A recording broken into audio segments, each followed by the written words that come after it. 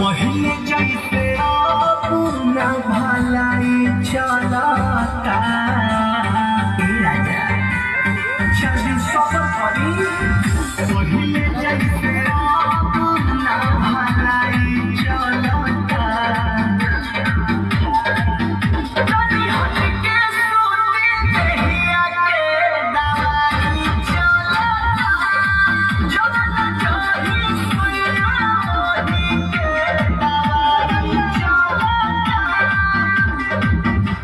तनिको न सया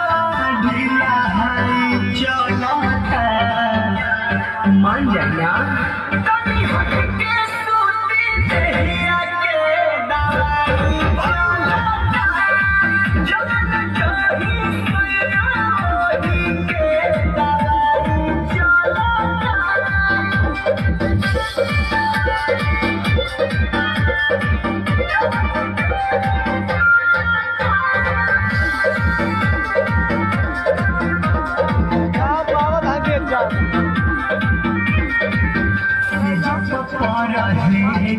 देह से नारंगे जकरा बानी तो जाने डर कहाँ जाए जकरा देह से नारंगे जकरा बानी तो जाने डर बात बुझता हर कमाई गलता तनी हट के सोती देहिया के दवाई चलता जवन चाही सुइया ओही के दवाई चलता कबूल खतन के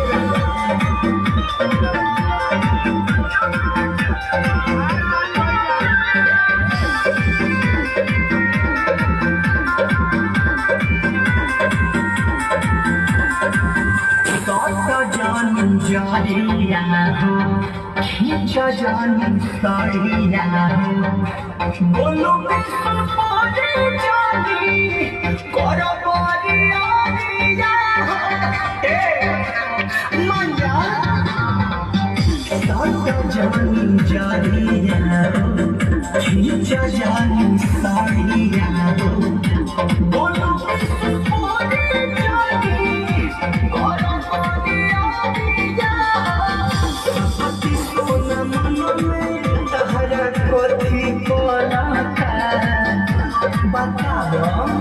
तनी हट के सोती देहिया के